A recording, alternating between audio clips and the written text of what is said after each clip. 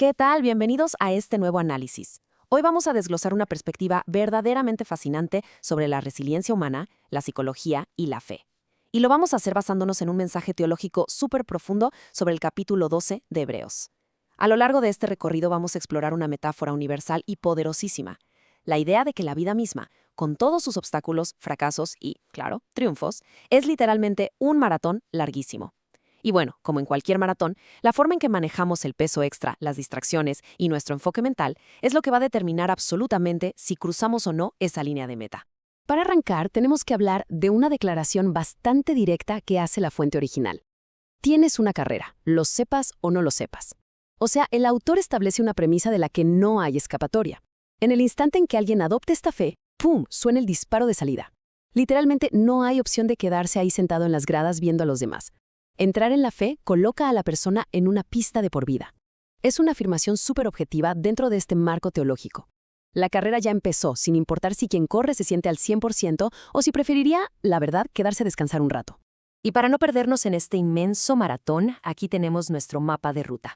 Vamos a pasar por la carrera ineludible, pesos contra pecados, el trastorno de adoración, correr hacia Cristo y, por último, la promesa del nuevo pacto. Así que, ¡arranquemos! Nuestra primera parada es, justamente, la carrera ineludible. Y bueno, aquí tenemos que definir primero las reglas básicas de esta pista. Es absolutamente crucial entender cómo se mide realmente el progreso. Porque, seamos honestos, nuestro instinto humano muchas veces nos hace malinterpretar lo que significa avanzar, sobre todo en un contexto espiritual. Para explicar esto, el orador usa una analogía que nos cae como anillo al dedo, el proceso de bajar de peso. Piénsenlo así. Cuando alguien quiere perder peso de manera saludable, la meta no es pegarse un sprint extremo y bajar 10 kilos en una sola semana, ¿verdad? Porque lo más seguro es que lo recupere al mes siguiente. Ese progreso inestable, francamente, no sirve de nada. Aquí lo que importa es el avance constante. Aunque sea un ritmo lento, paso a pasito, lo que define el éxito en esta carrera teológica es mantener siempre el impulso hacia adelante, sin echarse para atrás. O sea, valorar la consistencia permanente por encima de esos arranques de velocidad que son totalmente insostenibles. Pasamos a la segunda sección, pesos contra pecados. Y aquí es donde la cosa se pone interesante, al enfrentar la realidad de la pista. Es un hecho que toda persona se va a topar con obstáculos. Pero el texto hace una distinción vital, de verdad importantísima, entre las cosas que nos frenan. Específicamente, divide estos obstáculos en dos categorías muy claras.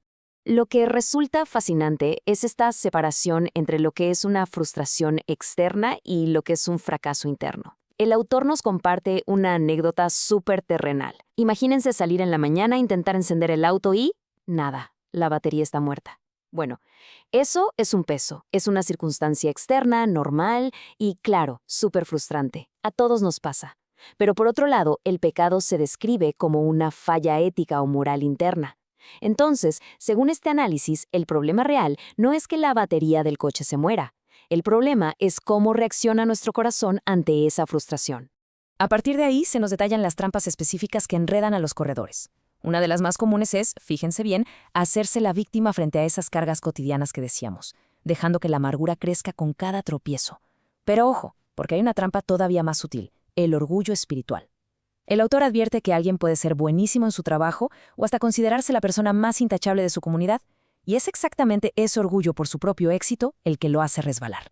Y bueno, no olvidemos otra trampa fatal, negarse a soltar los errores del pasado por pura vergüenza.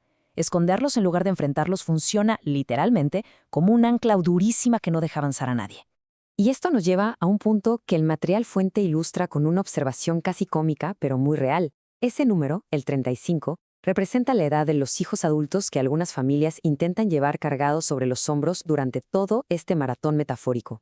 El orador señala con humor, pero con bastante firmeza, lo absurdo que es intentar correr un maratón cargando a otra persona, mucho menos a un adulto de 30 o 35 años que ya debería estar corriendo en su propia pista. A ver, la carrera tiene una dimensión comunitaria, claro que sí, pero fundamentalmente el esfuerzo es individual. Echarse encima responsabilidades ajenas se convierte rápidamente en un peso que paraliza. Entramos a la sección 3, el trastorno de adoración. Y aquí el análisis toma un desvío interesantísimo hacia la psicología humana y nuestros mecanismos de defensa. Porque, seamos realistas, cuando el dolor de la carrera se vuelve insoportable, nuestra naturaleza humana busca una salida de emergencia. Y es justo ahí donde el texto le da una vuelta de tuerca al concepto que todos tenemos sobre las adicciones. El punto clave aquí es esta definición. El mensaje argumenta que en el fondo cualquier adicción es básicamente un desorden de adoración. No se trata nada más de una dependencia química o física del cuerpo, se trata de una devoción que está mal dirigida. Esto pasa cuando alguien toma un alivio temporal o ese placer fugaz de huir de la angustia para adormecer el sufrimiento y lo pone, literal, en el lugar de Dios en su vida. Es como buscar salvación en el lugar equivocado, rindiéndole lealtad a la ruta de escape en vez de a quien creó todas las cosas. Y para respaldar todo esto, la fuente nos lanza un dato biológico sumamente cautivador sobre sustancias como, por ejemplo, la marihuana.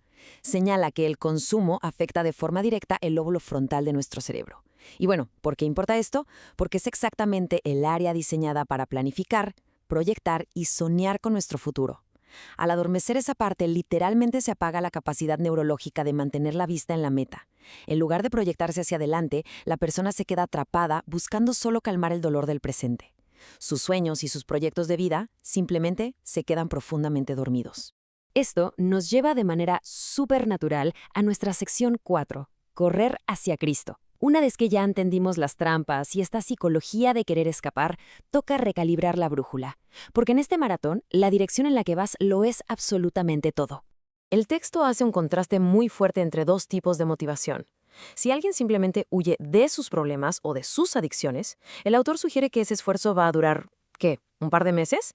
Antes de que tropiece con una adicción nuevecita para reemplazar a la anterior. Huir de algo es solo un mecanismo a corto plazo, no sirve para la carrera completa.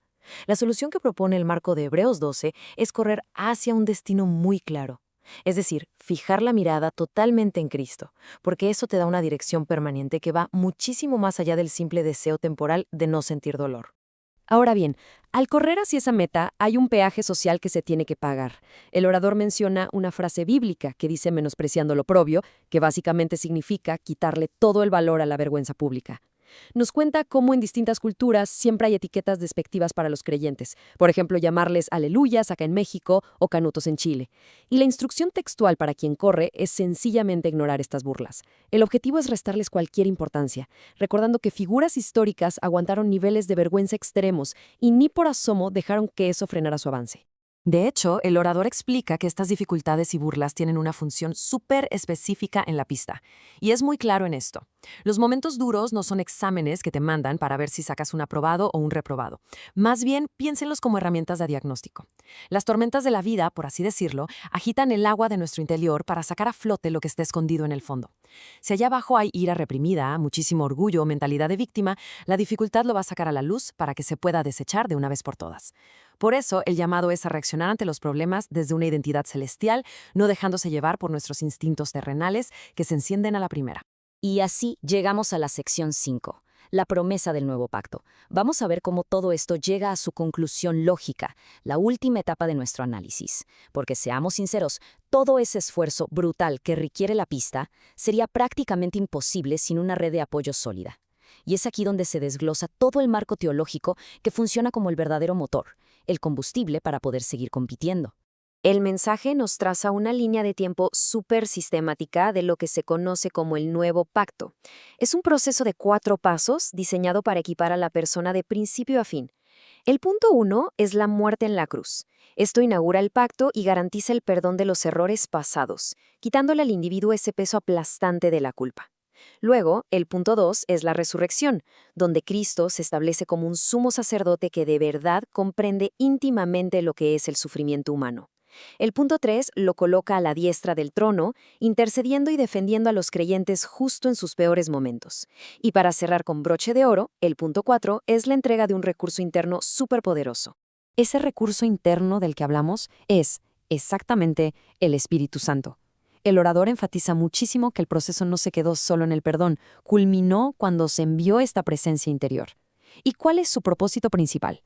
Pues alumbrar el camino, ayudar a que se entienda el texto y, sobre todo, esculpir, formar la imagen definitiva de Cristo en el interior de quien corre. Es esta guía interna la que realmente te sostiene para lograr ese avance constante, lento, pero totalmente inquebrantable del que hablábamos al principio. Es ese segundo aire constante que necesitas para un maratón que parece interminable. Y bueno, esto nos trae al final de nuestro recorrido de hoy. Después de desglosar las trampas del orgullo, lo peligroso que es usar distracciones como si fueran ídolos y esta profunda base teológica que promete restaurar nuestras fuerzas por completo, nos quedamos con una reflexión definitiva. Al mirar nuestra propia vida y todos esos obstáculos que enfrentamos a diario, queda flotando en el aire una pregunta transformadora para cada persona. En esta gran carrera de la vida, ¿estamos simplemente huyendo del dolor o estamos verdaderamente corriendo hacia nuestra meta final? Es un pensamiento bastante profundo para llevarnos a casa. Muchísimas gracias por acompañarnos en este análisis y nos vemos en la próxima.